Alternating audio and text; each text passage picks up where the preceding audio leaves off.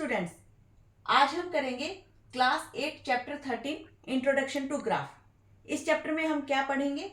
सबसे पहले basics of introduction to graph, उसके बाद कुछ इंपॉर्टेंट पॉइंट्स लेंगे जो आपके एग्जाम पॉइंट ऑफ व्यू से भी इंपॉर्टेंट है।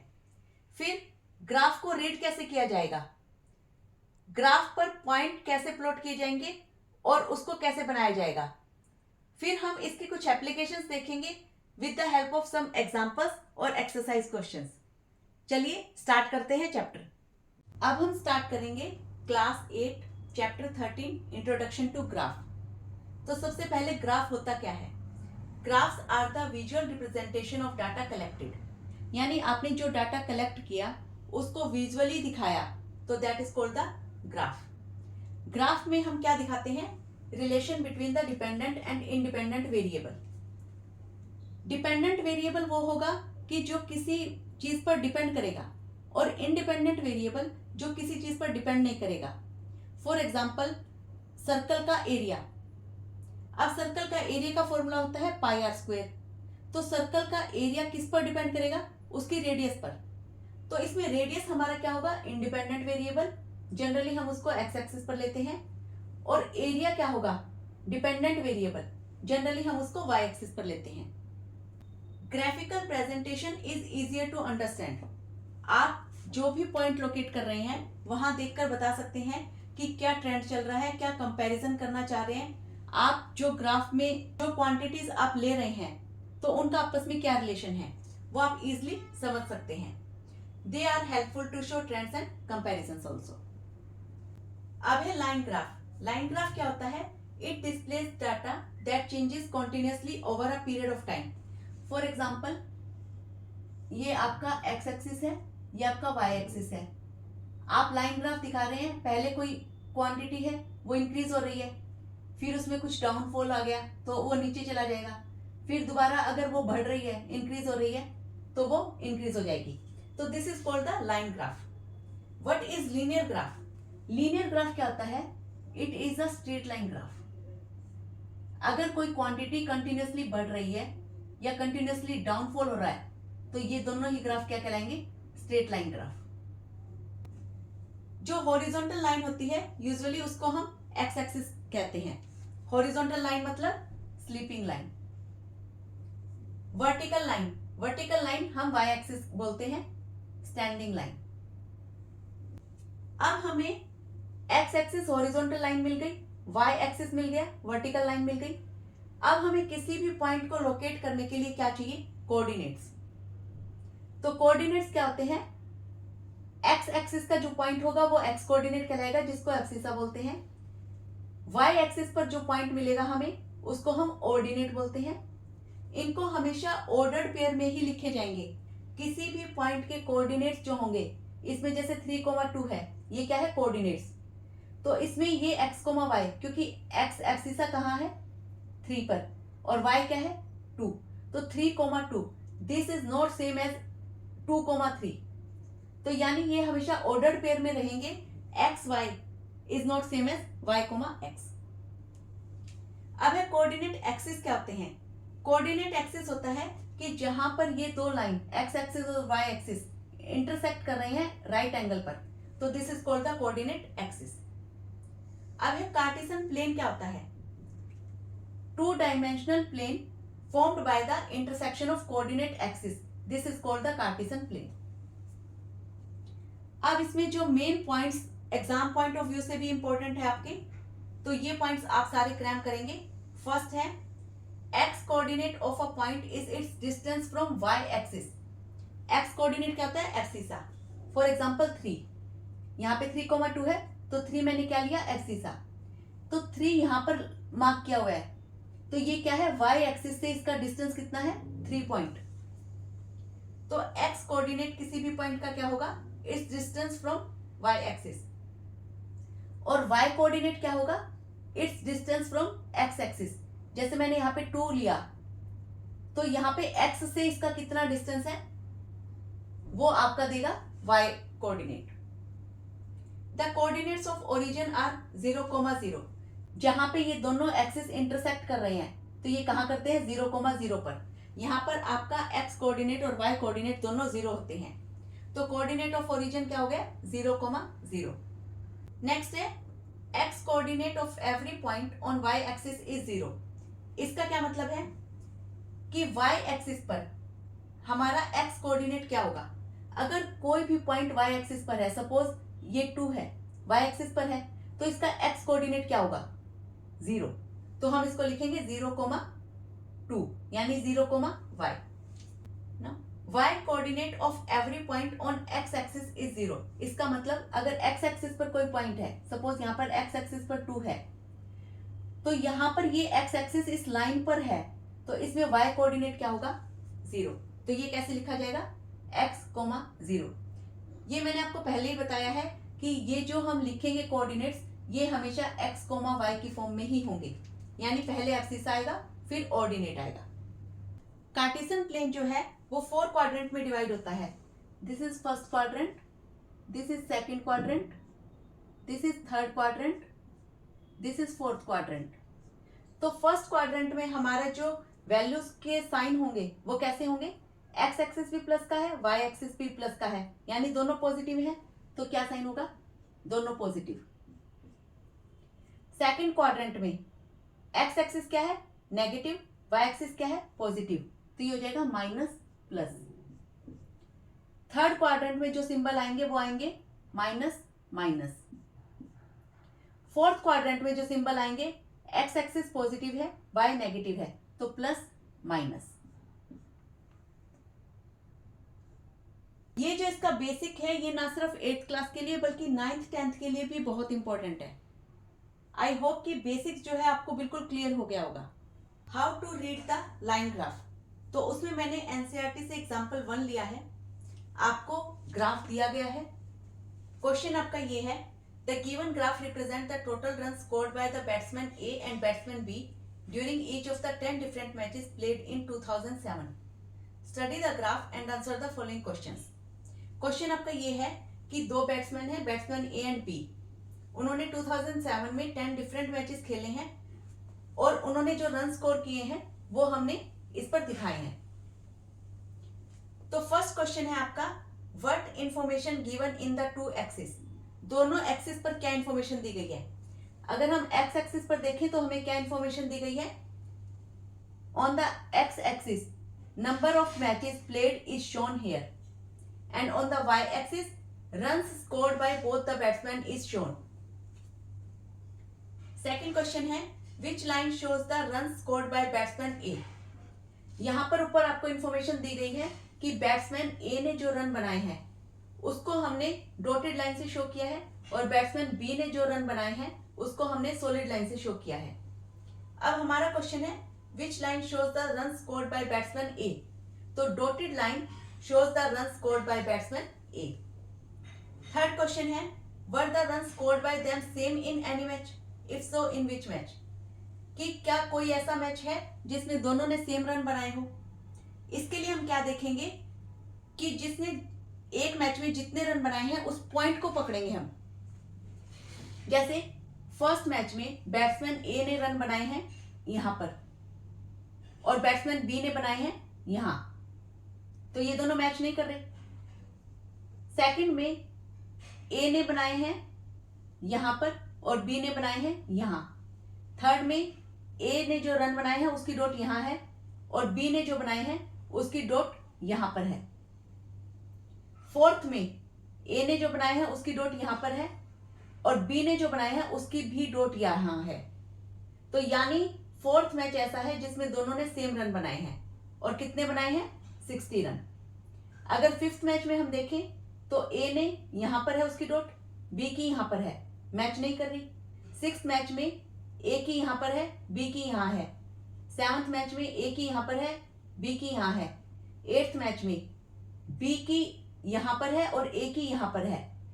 नाइन्थ मैच में ए की यहां पर है और बी की यहां पर है। 10th मैच में ए की यहां पर है और बी की यहां पर है। यानी सिर्फ एक ऐसा मैच है जिसमें दोनों ने सेम रन बनाए हैं, वो है फोर्थ मैच। तो the run scored by them same in the fourth match and that is 60 run. Next question है, among the two batsman who is steadier, how do you जज इट? स्टीडियर का मतलब क्या होता है? स्टीडियर का मतलब है जो कंसिस्टेंसी दिखाए, यानी बहुत ज्यादा अप्स एंड डाउन्स ना हो जिसके उसमें। अगर हम बैट्समैन ए की बात करें तो इसमें यहाँ पर पीक दिख रही है, यहाँ पर पीक दिख रही है, बट बाकी सारी वैल्यूज दिख रही है, हमें नीचे डाउनवर्ड्स जा रहा है। और बैट्समैन बी की बात करें तो एक कंसिस्टेंसी हमें दिख रही है, यानी बहुत ज्यादा अप्स डाउन्स नहीं है। हालांकि जो बैट्समैन बी ने मैक्सिमम रन बनाए हैं वो 100 है, जबकि बैट्समैन ए ने 120 के करीब रन बनाए हैं। बट फिर भी किसी भी मैच में बैट्समैन बी का 0 नहीं है, और जो मैच का रन रेट है वो 45, 50, 60, 70 इस रेंज में चल रहा है। जबकि बैट्समैन ए की बात करें तो उसके 2 मैचेस में तो 0 ही रन है, और 3 मैचेस में उसके 50 से बिलो रन है।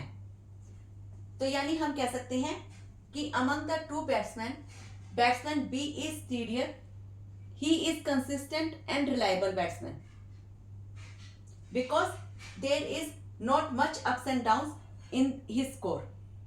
नेक्स्ट एग्जाम्पल है एग्जाम्पल 2। इसमें आपको टाइम दिया हुआ है, डिस्टेंस दिया हुआ है। क्वेश्चन है आपका, the given graph describes the distance of a car from a city P at different times when it is travelling from city P to city Q which are 350 kilometre apart. एक car city P से city Q की तरफ जा रही है जो 350 kilometre दूर है। Study the graph and answer the following. तो फर्स्ट क्वेश्चन है हमारा, what information is the given on the two axis. Two axis मतलब एक्स एक्सिस और वाई एक्सिस पर आपको क्या इंफॉर्मेशन मिल रही है।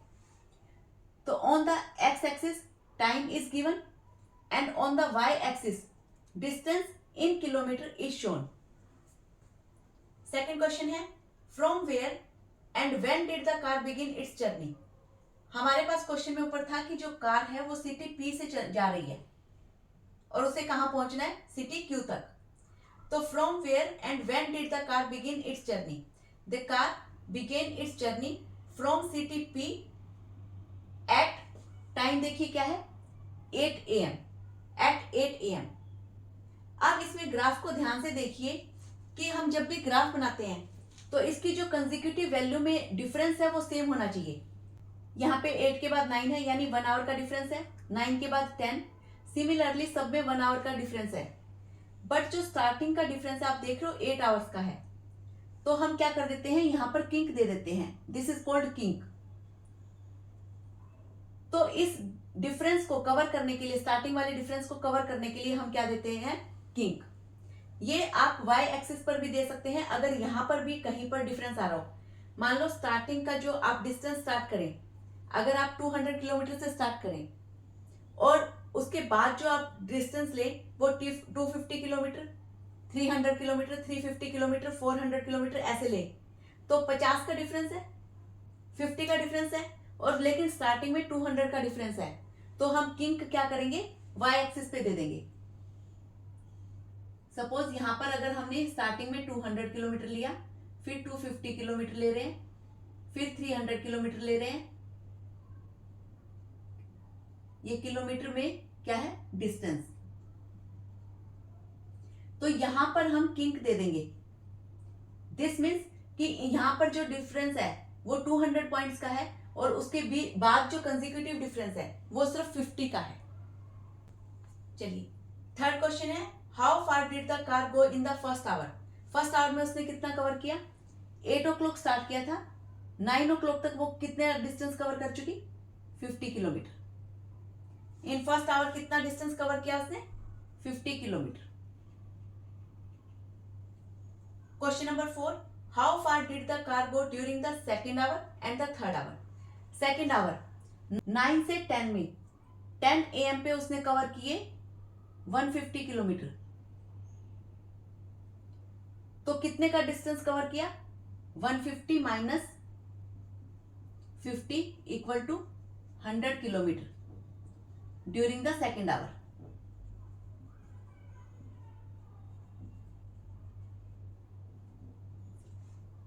During the third hour 11 o'clock पे उसने कवर किया 200 किलोमीटर। तो 200 माइनस 150 कितना डिस्टेंस कवर किया? 50 kilometre during the third our.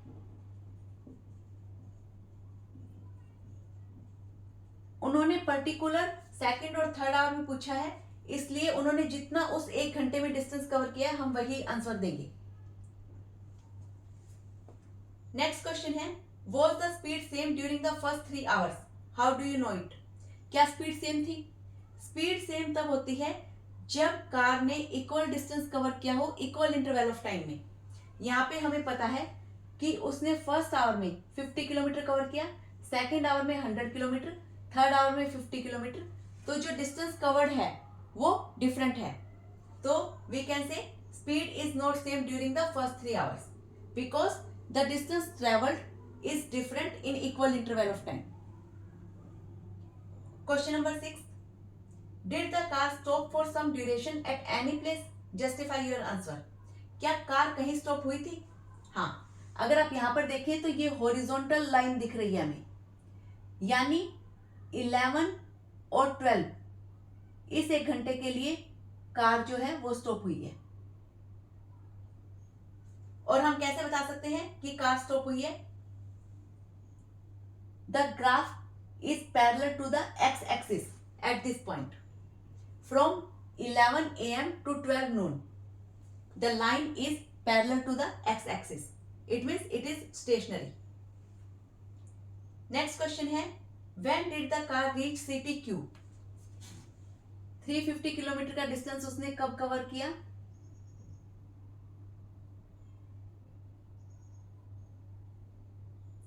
At 2 PM. तो कितने बजे वो सिटी क्यू पहुंची? At 2 PM. तो इस क्वेश्चन में जो मेन समझने वाली बात थी, आपको किंक का पता होना चाहिए कि किंक हम कब यूज करेंगे और कहाँ यूज करेंगे। ये एक्स एक्सिस पर भी यूज कर सकते हैं और ये वाई एक्सिस पर भी यूज की जा सकती है। अब हम करेंगे एक्सरसाइज 13.1। 13.1 में क्वेश्चन नंबर 5 का बी पार्ट और क्वेश्चन नंबर 7 हम करेंगे। बाकी जो क्वेश्चंस है उसके जो टिपिकल पार्ट है वो मैं आपको ओरली करवा रही हूँ। निकालिए अपनी book. Question number 1। Question number 1 में आपको जो ग्राफ दिया है इसमें आपको एक्स एक्सिस पर टाइम दिया है और वाई एक्सिस पर टेम्परेचर दिया है। आपका क्वेश्चन है, the following graph shows the temperature of a patient in a hospital recorded every hour. इसमें इसका ई पार्ट देखिए, during which periods did the patient temperature showed an upward trend. Upward trend आपको कहाँ देखने को मिल रहा है? During 9 to 10 AM, 10 to 11 AM, then 2 to 3 PM। यहां पर अगर आप देखें तो जो टेम्परेचर है वो अपवर्ड ट्रेंड में जा रहा है। निकालिए question number 2। The following line graph shows the yearly sales figure for a manufacturing company. X axis पर आपको ईयर्स दिए हुए हैं, वाई एक्सिस पर आपको सेल्स दी हुई है इन रुपीज करोड़। इसमें इसका डी पार्ट देखिए, in which year was there the greatest difference between the sales as compared to its previous year? पहले वाले ईयर में और उसके बिल्कुल नेक्स्ट ईयर में जहां पे सबसे ज्यादा डिफरेंस आपको देखने को मिल रहा है जिन दो पॉइंट्स के बीच में, वहां पर जो सेल है वो कंपैरेटिवली वहां पर सबसे ज्यादा डिफरेंस आएगा। अब इसमें अगर हम ग्राफ को ध्यान से देखें तो जो 2004 और 2005 के बीच में है यहां पे डिफरेंस सबसे ज्यादा लग रहा है। तो आपका आंसर क्या हो जाएगा? In the year 2005 the greatest difference was between the sale as compare to the previous year. यानी 2004 में जो सेल थी वो कितनी थी? 6 करोड़ और 2005 में ये कितनी है? 10 करोड़, यानी 4 करोड़ का डिफरेंस है। आप बाकी किन्हीं भी दो पॉइंट को लेकर अगर डिफरेंस निकालेंगे तो कंपैरेटिवली 4 करोड़ से कम आएगा। तो इसका आंसर क्या हो जाएगा? इन 2005। क्वेश्चन नंबर 3 देखिए, for an experiment in botany two different plants, plant A and plant B were grown under similar laboratory conditions. Their heights were measured at the end of each week for 3 weeks. The result are shown by the following graph. इसका G part देखिए, were the two plants of the same height during any week shown here, specify. क्या दो plants की height किसी भी week में same थी? तो अगर हम वीक 1 पे देखें तो दोनों पॉइंट डिफरेंट हैं। अगर वीक 2 की बात करें तो at the end of second week हम देख रहे हैं कि दोनों प्लांट्स की हाइट जो है वो सेम है। तो हमारा आंसर क्या होगा कि at the end of second week plant A and plant B were of the same height. Question number 4, the following graph shows the temperature forecast and the actual temperature for each day of the week. इसका आप देखिए question number D, on which day did the actual temperature differ the most from the forecast temperature. यानी जो forecast temperature की line है और जो actual temperature की लाइन है उनके उस दिन में अगर डिफरेंस बहुत ज्यादा आ रहा है, जिसमें सबसे ज्यादा डिफरेंस आ रहा है वो हमारा एक्चुअल आंसर होगा। तो अगर अब हम इसमें देखें तो एक्चुअल डिफरेंस सबसे ज्यादा कौन से पॉइंट डे में हमें दिख रहा है? अगर मंडे की बात करें तो उसमें डिफरेंस बहुत कम है, ट्यूसडे में तो दोनों सेम पॉइंट पे हैं, वेंसडे में भी डिफरेंस कम है, थर्सडे में डिफरेंस ज्यादा है कंपैरेटिवली बाकी सबके, थर्सडे में डिफरेंस ज्यादा है, फ्राइडे में फिर सेम है, सैटरडे में डिफरेंस कम है, संडे को फिर सेम है। तो हमारा आंसर क्या हो जाएगा? The actual temperature deferred the most from the forecast temperature on Thursday. Question number 5 के 2 पार्ट्स हैं, हम सेकंड वाला पार्ट करेंगे। सेकंड वाला पार्ट में देखिए, population in thousands of man and women in a village in different years. ये हमारे पास टेबल दी गई है, ईयर है 2003, 4, 5, 6 और 7, नंबर ऑफ मैन दिए हैं, नंबर ऑफ वुमेन दिए हैं। ये जो पॉपुलेशन है ये थाउजेंड्स में है। तो इसको कैसे बनाएंगे? सबसे पहले लाइन लेंगे O X axis, O Y axis. X axis पे हम क्या लेंगे? ईयर। इक्वल डिस्टेंस पे ईयर बना लीजिए 2003, 4, 5, 6, 7। और इसका स्केल क्या होगा? स्केल का मतलब कि एक्स एक्सिस पे हमने जो एक यूनिट ली है उसमें वो क्या है और उसका कितना डिफरेंस है। तो एक्स एक्सिस पे 1 यूनिट क्या है? हमारी 1 ईयर को रिप्रेजेंट कर रही है। वाई एक्सिस पर हमने ली है पॉपुलेशन इन थाउजेंड्स। तो पॉपुलेशन इन थाउजेंड्स, इसमें अगर हम देखें तो स्टार्टिंग जो है वो 11.3 है, तो हम 11 से स्टार्ट करेंगे, उसके बाद 11.5 यानी 0.5 थाउजेंड्स का हमने डिफरेंस लिया है। तो वाई एक्सिस पर जो स्केल होगा वो क्या होगा? 1 यूनिट इक्वल टू 0.5 थाउजेंड। अब आप देखिए ध्यान से, इसमें हमने यहां पर किंक दी है क्योंकि जो स्टार्टिंग डिफरेंस है वो कितने का है? 11 का, और बाकी सब में जो डिफरेंस है वो कितने का है? 0.5 का। अब हम पॉइंट मार्क करेंगे। Number of man, number of man को हमने सॉलिड लाइन से दिखाया है और नंबर ऑफ वुमेन को हम डॉटेड लाइन से दिखा रहे हैं। नंबर ऑफ मैन 12, तो 2003 और 12 यहां पर है, पॉइंट मार्क कर दिया। 2004 में 12.5 यहां पर आएगा, पॉइंट मार्क कर दिया। 2005 में 13, 2006 में 13.2 यहां से, 2006 में 13.2 यहां से 2006 देखेंगे और यहां पर 13.2 की वैल्यू लेंगे। 2007 में 13.5 यहां से 2007 और यहां से 13.5। अब हमने इसको सॉलिड लाइन से दिखाना है नंबर ऑफ मैन को, तो इसको ज्वाइन कर दीजिए।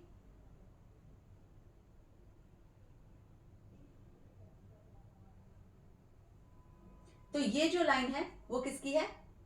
Population of man in thousands.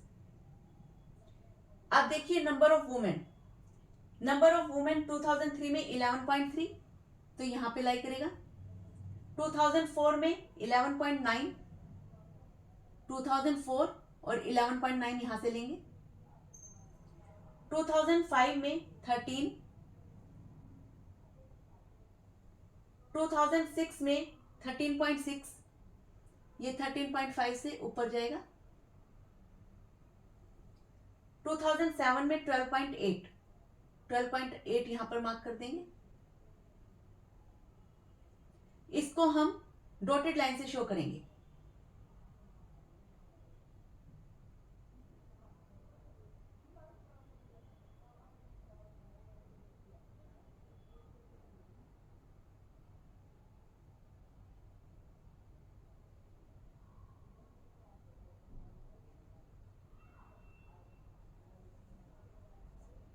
तो ये आपका ग्राफ बन गया। नेक्स्ट क्वेश्चन है question number 7। Can there be a time temperature graph as follows. आपके पास 4 ग्राफ दिए हैं और आपसे पूछा गया है कि क्या ये टाइम टेम्परेचर ग्राफ बन सकता है। Justify your answer.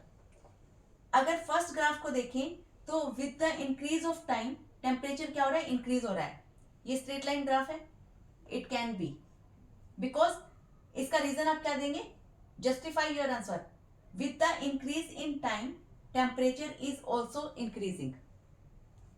सेकेंड देखिए, इसमें टाइम इंक्रीज हो रहा है, यहाँ पे टेम्परेचर दिया हुआ है और टेम्परेचर डाउन जा रहा है, यानी जैसे जैसे टाइम इंक्रीज हो रहा है टेम्परेचर डाउन आ रहा है। तो yes, it can be time temperature graph, because with the increase in time temperature is decreasing. आप शाम के टाइम की अगर बात करें, अगर शाम को टाइम बढ़ता जा रहा है तो टेम्परेचर क्या, डिक्रीज होता जा रहा है। थर्ड है, यहां पर आपका टाइम दिया है, यहां पे टेम्परेचर, यहां पर टाइम नहीं चल रहा है, सिर्फ टेम्परेचर बढ़ता जा रहा है। Is it possible? नहीं। तो this graph is not possible because time can never be constant. Time कभी भी स्टिल नहीं रह सकता।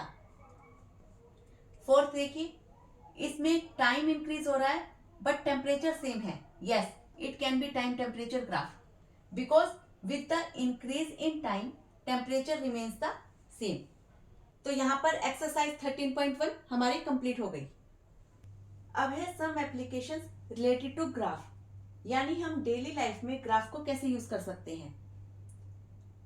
मैंने आपको इंडिपेंडेंट और कंट्रोल वेरिएबल और डिपेंडेंट वेरिएबल पढ़ाया था। इंडिपेंडेंट वेरिएबल या कंट्रोल वेरिएबल क्या होता है, जिस पर कोई चीज डिपेंड करती है, और डिपेंडेंट वेरिएबल है जो किसी पर डिपेंड रहता है। जैसे फॉर एग्जांपल, अगर हम इलेक्ट्रिसिटी कंज्यूम करते हैं तो उसी के अकॉर्डिंग इलेक्ट्रिसिटी का बिल आता है, यानी जितनी ज्यादा इलेक्ट्रिसिटी हम कंज्यूम करेंगे बिल उतना ही ज्यादा आएगा। तो इसमें इंडिपेंडेंट वेरिएबल क्या है कि हम कितनी इलेक्ट्रिसिटी कंज्यूम कर रहे हैं। बिल क्या है आपका, डिपेंडेंट वेरिएबल। इसमें एग्जांपल देखिए, आपके पास एक टेबल दी गई है, इसमें number of litres of petrol है और कॉस्ट ऑफ पेट्रोल दी गई है। इस टेबल को आपने ग्राफ पे प्लॉट करना है। तो देखिए, इसमें 10 लीटर पेट्रोल अगर हम लेंगे तो उसके लिए 500 रुपीज पे करने पड़ेंगे। 10 लीटर पेट्रोल रुपीज 500। 15 लीटर के लिए 750 रुपीज, 20 लीटर के लिए 1000 रुपीज और 25 लीटर के लिए 1250 रुपीज। ये आपके पास पॉइंट्स आ गए, इनको मिला दीजिए। तो इसमें आप ये जो ग्राफ देख रहे हैं, ये ग्राफ कैसा है, लीनियर ग्राफ। ये लीनियर ग्राफ क्यों है, बिकॉज स्ट्रेट लाइन ग्राफ जो होता है लीनियर ग्राफ होता है। अब हम इस ग्राफ से रिलेटेड एक एक क्वेश्चन का आंसर करते हैं। सबसे पहले कि एक्स एक्सिस पर हमने जो स्केल लिया है वो क्या है। एक्स एक्सिस पर जो स्केल है 1 यूनिट किसके इक्वल है, 5 लीटर के। फिर वाई एक्सिस पर जो हमने स्केल लिया है 1 यूनिट किसके इक्वल है, 250 रुपीज के। This is 250। नेक्स्ट क्वेश्चन हमारा कि इंडिपेंडेंट और कंट्रोल वेरिएबल कौन सा है। इंडिपेंडेंट और कंट्रोल वेरिएबल है क्वांटिटी ऑफ पेट्रोल।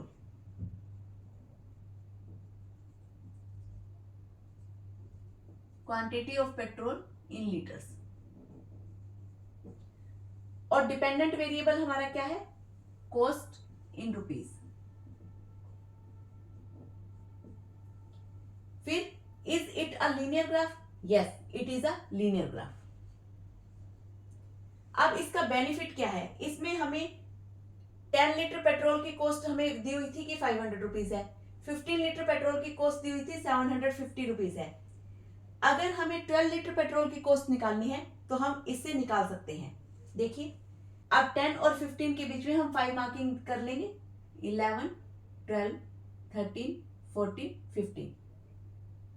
ऐसे ही जो इसकी कॉस्ट होगी वो 500 और 750 के बीच में लाई करेगी, तो इनके बीच में भी हम 5 मार्किंग कर लेते हैं, और एक मार्किंग का जो डिफरेंस होगा वो 50 रुपीज है। तो 1, 2, 3, 4, 5। अब इसमें यहां से हम 12 लीटर पेट्रोल की कॉस्ट, इससे अगर सीधी लाइन ले तो ये जो डॉट जाएगी वो इस पॉइंट पे जाएगी, और यहां से अगर इस डॉट को हम मिलाएंगे तो ये इस पॉइंट से मिलेगी।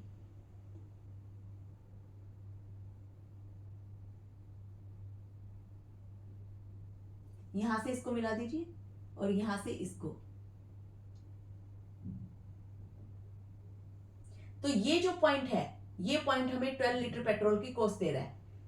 तो ये कितना होगा, 550 और ये 600, यानी 600 rupees.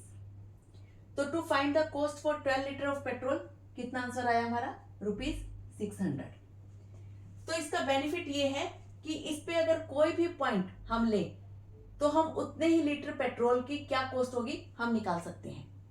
The graph in which two quantities are in direct variation will always be a linear graph. यानी जिस ग्राफ में दो क्वांटिटीज डायरेक्ट वेरिएशन में होगी वो आपका क्या होगा, लीनियर ग्राफ। अब डायरेक्ट वेरिएशन का मतलब क्या है, अगर एक क्वांटिटी इंक्रीज हो रही है तो दूसरी भी इंक्रीज होगी, एक अगर डिक्रीज हो रही है तो दूसरी भी डिक्रीज होगी in the same ratio. Means अगर हम यहाँ पर पेट्रोल की क्वांटिटी लें और पेट्रोल की कॉस्ट लें और इनका रेशियो निकालें 10/500, तो इनका रेशियो क्या आएगा, 1:50। अगर हम 15 और 750 का रेशियो निकालें तो इनका रेशियो क्या आ रहा है, 1:50। तो यानी ये क्वांटिटी बढ़ रही है, ये क्वांटिटी भी बढ़ रही है और सेम रेशियो में बढ़ रही है, तो जो ग्राफ बनेगा वो हमारा क्या होगा, लीनियर ग्राफ। ऐसे और भी एग्जांपल हैं। अगर हम प्रिंसिपल और सिंपल इंटरेस्ट का केस देखें तो ये भी डायरेक्ट वेरिएशन का केस है। अगर रेट ऑफ इंटरेस्ट और ईयर सेम रखें तो जितना ज्यादा प्रिंसिपल होगा सिंपल इंटरेस्ट भी उतना ही ज्यादा मिलेगा। अगर हम स्पीड को कांस्टेंट रखें और डिस्टेंस टाइम ग्राफ लें तो वो भी हमारा डायरेक्ट वेरिएशन का केस है। यानी इक्वल टाइम में इक्वल डिस्टेंस कवर करेगी कार अगर हमारी स्पीड कांस्टेंट है। नेक्स्ट है एक्सरसाइज 13.2, क्वेश्चन नंबर फर्स्ट का है C part. Draw the graph for the following. आपको टेबल दी गई है, इसमें डिपॉजिट्स इन रुपीज और उस पर सिंपल इंटरेस्ट इन रुपीज आपको टेबल दी गई है। ये पॉइंट हम ग्राफ पर प्लॉट करेंगे। अब इसमें डिपॉजिट्स कितना है, 1000 रुपीज का।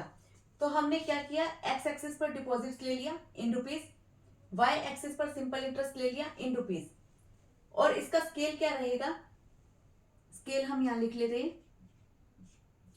एक्स एक्सिस पर इसका स्केल है 1 unit equal to ₹1000। Y axis पर इसका स्केल है 1 यूनिट इक्वल टू ₹80। स्केल हम ऊपर लिखते हैं, यहां पे स्पेस नहीं था इसलिए मैंने नीचे डाल दिया, आप ऊपर लिखेंगे। अब पॉइंट प्लॉट करते हैं। अगर ₹1000 डिपॉजिट है तो सिंपल इंटरेस्ट कितना होगा, 80 rupees. 2000 rupees per 160, 3000 rupees per 240, 4000 rupees per 320, 5000 rupees per 400 rupees. अब इनको मिला दीजिए।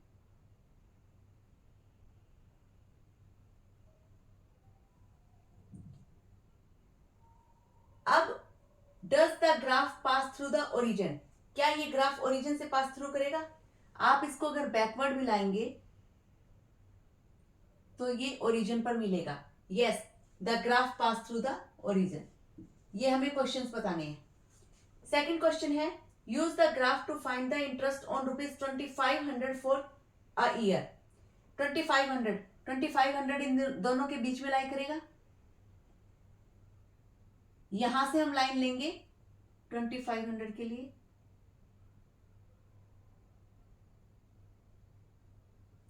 और यहां से इसको अगर हम इधर की तरफ मिलाएंगे y एक्सिस की तरफ, तो ये 160 और 240 के बीच में लाई कर रहा है, यानी इनके बीच में कितने का गैप है, 80 का। तो इसका हाफ कितना हो जाएगा, 160 प्लस 40 200 रुपीज। तो हमें कितना इंटरेस्ट मिलेगा, ₹200। अब है to get the interest of ₹280 per year how much money should be deposited. अब हमें ये बताना है कि कितना अमाउंट हमने डिपॉजिट करना है। 280 किसके बीच में लाई कर रहा है, 240 और 320 के बीच में। तो यहाँ पे 280 रुपीज है। अब यहां से इससे हम अगर एक सीधी लाइन लेंगे तो ये जिस पॉइंट पे मिलेंगे, अब इसको हम नीचे ले आएंगे। ये पॉइंट कहां लाई कर रहा है, 3000 और 4000 के बीच में, यानी ₹3500। तो हमें कितने डिपॉजिट करवाने पड़ेंगे, ₹3500। नेक्स्ट क्वेश्चन है क्वेश्चन नंबर 2 का second part. Draw the graph for the following. इसमें साइड ऑफ स्क्वायर दी हुई है सेंटीमीटर में और एरिया इन सेंटीमीटर स्क्वायर में। तो जो साइड है वो हमने एक्स एक्सिस पर ले ली और जो एरिया है वो वाई एक्सिस पर ले लिया। अगर हम इसके स्केल की बात करें तो स्केल में एक्स एक्सिस पर हम क्या लेंगे, 1 यूनिट इक्वल टू 1 सेंटीमीटर, और वाई एक्सिस पर हम क्या लेंगे, 1 unit equal to 5 centimetre square. अब हम पॉइंट प्लॉट कर लेते हैं। अगर 2 सेंटीमीटर साइड है तो एरिया कितना होगा, 4 सेंटीमीटर स्क्वायर। तो यहाँ पे ये 2 सेंटीमीटर है, यहाँ पे ये जो होगा ये हमारा 4 सेंटीमीटर होगा। 3 सेंटीमीटर अगर साइड है तो 9 सेंटीमीटर स्क्वायर हमारा एरिया होगा। अगर साइड 4 सेंटीमीटर है तो एरिया होगा 16 सेंटीमीटर स्क्वायर। अगर 5 सेंटीमीटर साइड है तो 25 सेंटीमीटर स्क्वायर हमारा एरिया होगा।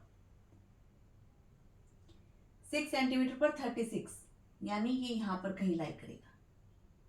अब इन पॉइंट्स को मिला देते हैं।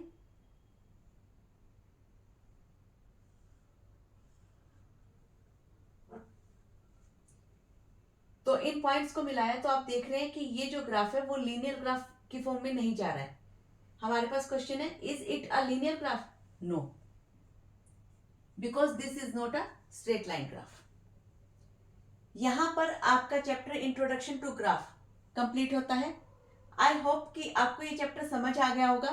अगर इससे रिलेटेड कोई भी डाउट है या कोई भी क्वेश्चन आपको क्लियर नहीं हुआ है तो आप मुझे कमेंट सेक्शन में बता सकते हैं। Thank you so much.